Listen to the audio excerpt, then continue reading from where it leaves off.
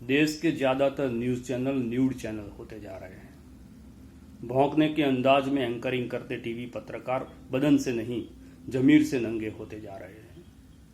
जूते पर पालिश अगर हाथ से की जाए तो वो काम है, लेकिन जीभ से की जाए तो ये बेहूदगी है। ऐसी ही बेहूदगी ज्यादातर न्यूज चैनल पर साफ दिखाई देती है। किसी भी वक्त टीवी खोलो या तो योगी जी दिखाई देते हैं या तो मोदी जी दिखाई देते हैं। इन दोनों नेताओं की प्रातःकालीन शौच क्रिया से लेकर रात की शयन क्रिया तक एक एक मिनट का ब्यौरा रखना, यही टीवी पत्रकारों का काम रह गया है।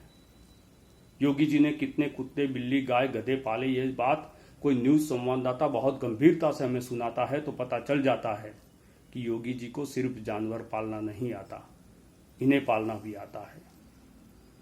बेशक आप 24 घंटे मोदी जी को दिखाइए, उनके भाषण सुनवाइए, उनका महिमा मंडन कीजिए, लेकिन टीवी के स्क्रीन पर विज्ञापन एडवर्टाइजमेंट लिखा कीजिए ताकि देश को पता चले कि ये व्यवसाय है, पत्रकारिता नहीं है। नोटबंदी के बाद ना आतंकवाद खत्म हुआ, ना नक्सलवाद खत्म हुआ, ना काला धन वापस आया, ना फर्जी नोट छापना बंद हुआ, ना इकोनॉमी कैशलेस हुई, फिर भी ये भांड पत्रकार नोटबंदी की सफलता का डमरू दोनों हाथों से बजाते रहे।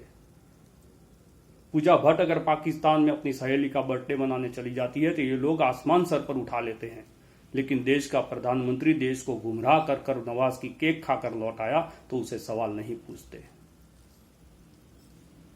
पाकिस्तान को उसकी भाषा में जवाब देना चाहिए। चुनाव के दौरान ये एपिसोड बार बार दोहराने वाली टीवी चैनल आज मोदी जी से नहीं पूछती कि ये भाषा सीखते सीखते अभी कितने जवानों को शहीद होना बाकी है। दुख की बात यह है कि मोदी जी का पतंजलि का रिबन काटना देश की सरहद पर जवान के सर काटने से बड़ी खबर हो जाती है। पाकिस्तान के एक्टर्स, कलाकार और यहां तक कि संवाद के खिलाफ जिनकी कुंडलिनी जागृत हो जाती है, वही न्यूज चैनल निवृत्त पाकिस्तानी फौजियों को टीवी डिबेट में बुलाकर भारत को बद्दी बद्दी गालियां पड़वाते हैं और टीआरपी बटोरते हैं। जिस्म फरोशी करने वाले भी बेशर्मी में हार गए, कुछ मीडिया के दल्ले तो उस सीमा के पार गए। मोदी जी की गिरती हुई साख को बचाने के लिए कुछ न्यूज चैनल ने टीवी स्टूडियो में बैठे बैठे ही पाकिस्तान के 2 बंकर और 7 सैनिकों को मार गिराने की झूठी खबर फैला दी। पंजाब में कैप्टन अमरिंदर सिंह अगर लाल लाइट हटाते हैं तो उनको कानों कान खबर नहीं होती, लेकिन सुप्रीम कोर्ट के दबाव में यही काम मोदी जी कर देते हैं तो वीवीआईपी कल्चर पर मोदी का वार हो जाता है।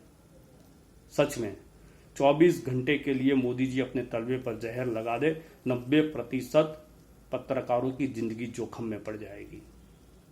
ये बात मैं कह व्यंग में रहा हूं, मगर उसके भीतर के दर्द को, उसके भीतर की गंभीरता को समझने की जरूरत है।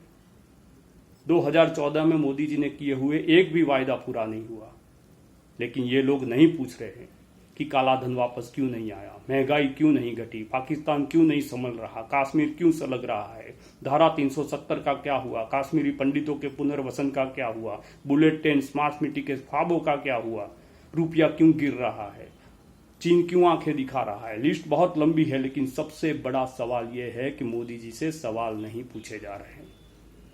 ताल ठोक कर सरकार के साथ ताल से ताल मिलाते जा रहे हैं। हम तो पूछेंगे, लेकिन मोदी जी से नहीं, विपक्षियों से पूछेंगे।